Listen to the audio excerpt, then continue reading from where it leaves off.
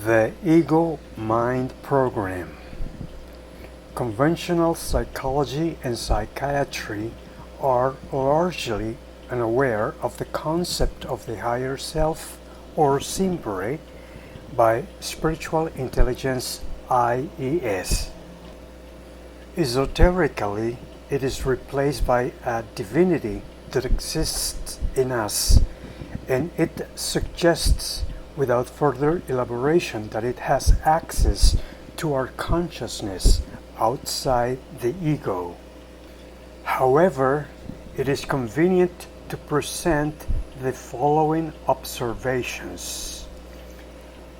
The vision of the human ego as ruler of the world, in order to understand the games of the ego, it helps to understand all the dynamics where human beings move to survive, where the ego always plays one of the next 6 games. Controlling others. Controlling others is a natural game for the ego to survive. Normally, we control others by saying that we are head of the family, parents, spouses, leaders, businessmen, officials, etc. Our position as a parent or a leader gives us the excuse to control others. This is what we call direct domination. Our mind cleverly allows us to dominate others, very often under the pretext of concern for the organization we are working for or as concern for the other person. Indirect domination. We are not aware of the subtle interference of the ego in many of our relationships, as we often cleverly manipulate the other. Please observe this within yourself, not in others. Refusal to be dominated. We must clearly understand that ego refuses to be dominated. This is another subtle and dangerous game that the ego plays. If we have no ego, why should we resist anything if another person is controlling us? In the absence of this ego, we will be happy to surrender to be controlled by others. But more often than not, we don't like to be controlled in any ways. So when this happens, we are ready to fight. We must understand this is nothing more than the ego playing within us, and it does not allow us to grow and learn from others. The ego might say this, well, what would we learn from others? By refusing to be controlled, we lose opportunities in life. We give up work, study, relationships, or learning spiritual intelligence IES, because we all want to dominate and no one wants to be dominated. We even move away from the connection with our divinity. I'm right. Ego will always want to prove that we are right. Over and over again, we argue or try to prove that we are right. We will give many explanations in order to prove this with defense mechanisms. We must be aware of this ego game when we try to prove ourselves right. Why should we ever prove ourselves right? If it is really correct, there is no need at all to prove it. Nature, or the universe, or God, whatever it is called, will prove it for us if we realize this game of the ego within us. You are mistaken. This is the other side of the coin. Just as we demonstrate that we are right, we also demonstrate with defense mechanism that the other person is wrong. This is nothing more than the game of the ego playing within us. Survival. Ultimately, the survival ego within us simply leads us to think that none of the above games are being played. The ego is always justifying itself, making excuses. The mind leads us to think that we are not bound by ego, or that we are completely right in our selfish approach. Cover up. Very often we conceal our ego by commenting on others or finding flaws in others.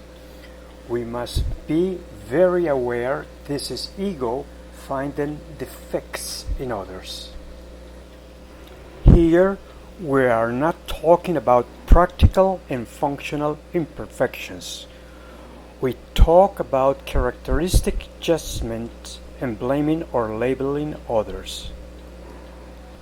Because of this, almost all authors, by ignoring the spiritual intelligence IES approach, attribute the mind only to the ego, and they use words like mind, intellect, or ego interchangeably, as if they were equivalent.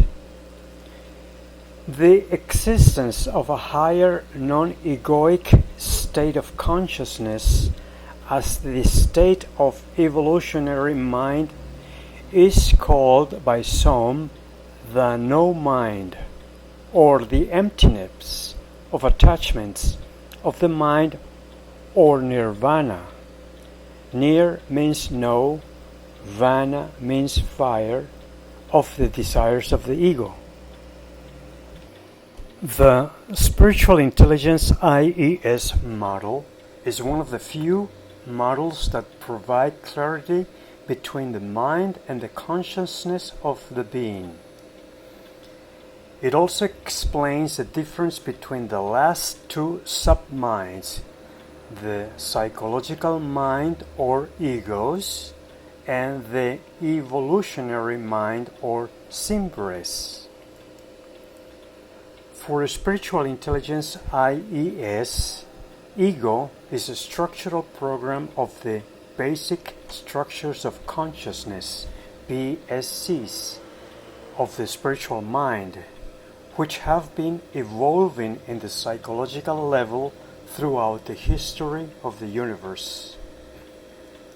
Since its beginnings, the quantum mind of the first particles, called hadrons, had a proto-ego. It allowed them to hold on in order to subsist within wide ranges of variation of heat, pressure, gravity, and the inexorable action of the forces coming from the fundamental laws of cosmic nature. Mind is the ability to generate cognitive, sensitive thoughts, including emotional and affective and volitive thoughts. Ego is not the main program of the mind of the being. Therefore, it is not its true identity, nor is the body, because ego and body are temporary in nature. Ego is left without a reason for being when the body dies, before the age of 140 in human beings.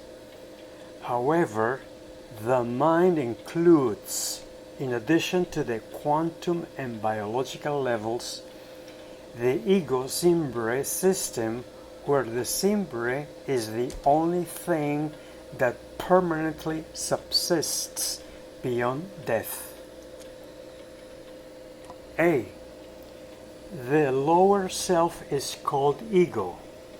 Its basic structures of consciousness, BSC's program, are used for ordinary and urgent daily tasks, such as attention to the needs and desire of the body. The term egoic for the lower self does not have a derogatory connotation. Egoic ego is not questionable. It is essential to address actions and omissions urgent in the life of every individual. Sigmund Freud introduced the term egoic in order to refer to the constructive effects of the ego. It underlies a natural tendency in our behavior within the psychological level. An excessive ego is indeed questionable in its usual connotation of egoism and expresses spiritual poverty. B. The higher self is called SIMBRE by Spiritual Intelligence IES.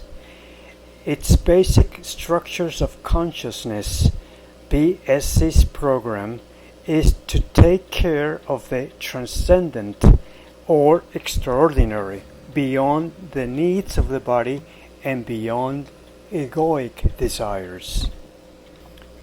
When it is seen holistically, it is the engine through time required to achieve true further meaning of life.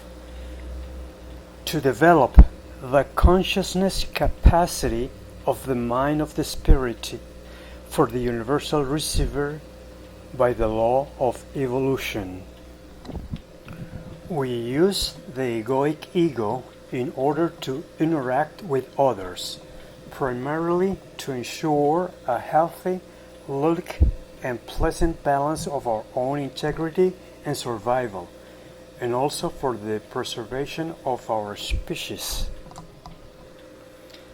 However, we must control selfishness when it overflows unnecessarily, because selfishness contributes to the state of spiritual poverty and blocks the SIMBRE's own evolutionary growth.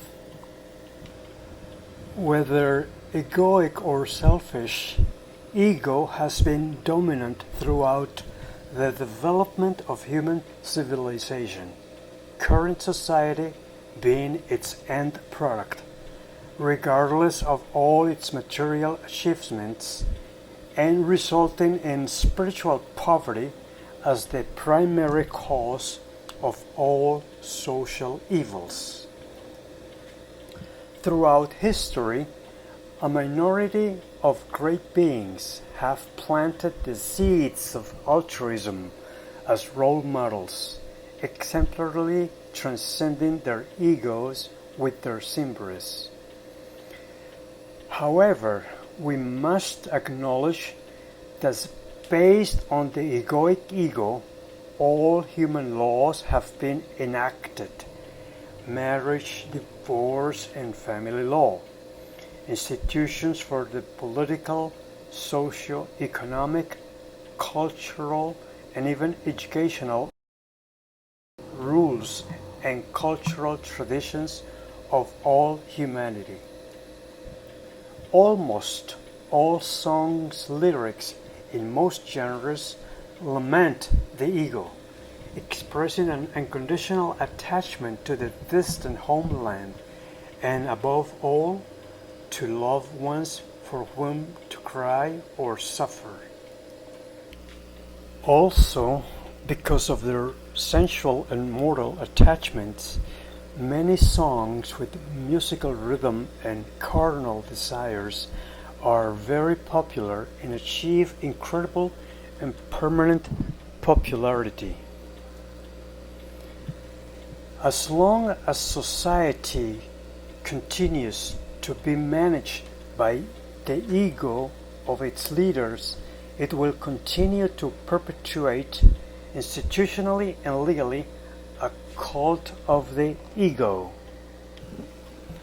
Under the validity of civil and commercial laws to protect material wealth, egoically obtained and managed, many times with chronic effects of great social injustice and indolence due to human selfishness. With failures due to the predominance of the ego within the social justice system under the due process. A regrettable spiritual poverty is evident in the ego SIMBRE system of rulers, legislators, and socio-economic leaders as subjects, and of the population of the governed and led as objects. Marriages and their dissolution, separation and divorce actually contain directives designed to control the egos of the couple in the distribution of obligations and rights, conceived in norms of law rather than justice, of roles, responsibilities, and of the use of the assets, as well as to prevent selfish excesses in the exercise or omission of conventional responsibilities, rights and duties, including those on paternity and or maternity, with respect to the upbringing, care, feeding, education, and upkeep of the couple's children. In all this, there is no hint of spirituality or altruistic holistic considerations typical of the SIMBRE, which remains ignored. Apparently, the empire of the psychological level or ego mind, commonly recognized as mind, has been a constant situation throughout the history of mankind. A relevant example is Harvard neurologist Ibn Alexander, author of the bestseller Proof of Heaven, a neurosurgeon's journey into the afterlife, 2012, describes his near-death experience while in a coma. Because it alludes that the mind of the ego is like a filter that prevents us from seeing spirituality as the true reality even in the afterlife, after the death of the body. One more reason for the dissolution of the ego, which Spiritual Intelligence IES has investigated and concludes that it occurs after death. Alexander states that the ego is like the sun. Every time it is present, it floods everything with light that the five senses perceive, but prevent us with its blind spots from sensory perception of the moon, the stars, and the planets that can be observed with the naked eye on a clear night. The stars, which cannot be seen during the day, are an important part of reality that we stop perceiving with sunlight. Thus, Spiritual Intelligence IES explains that ego normally maintains control of lucidity of the screen. Ego prevents the SIMBRE from doing so. We only access our spiritual consciousness of the SIMBRE when it manages to transcend the ego. As it can be noticed, the ego has been the only user of spiritual consciousness. After biological death, it continues to use it as long as it has not been dissolved, which happens later as part of the process in the afterlife. During the lifetime of the vast majority, the SIMBRE usually does not have access to the lucidity of the scream and does not transcend the ego. The mind is not just related to the ego, as it is the generalized meaning. This is only the mental program whose code, the psychological one, belongs to the third of four mental levels.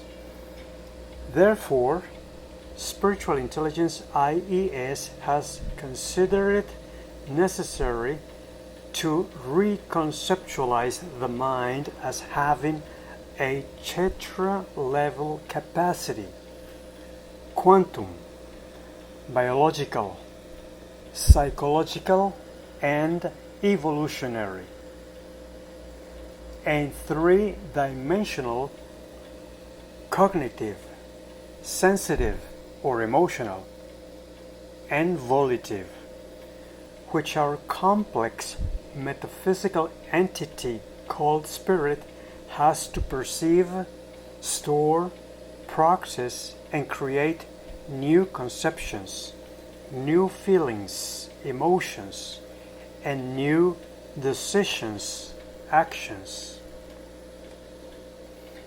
Under the influence of several authors, great thinkers, and ancestral religions, the present conventional knowledge of current official science, when referring to the mind, tacitly implies the mind of the ego, ignoring the SIMBRE of Spiritual Intelligence IES. However, to effectively explain the complete or holistic reality, it is necessary to make known the proposal of Spiritual Intelligence IES as an effective solution to the great reductionist materialist gaps that science and academia currently have for the scientific concept for the mind and its consciousness, and manage to solve the hard problem of its nature.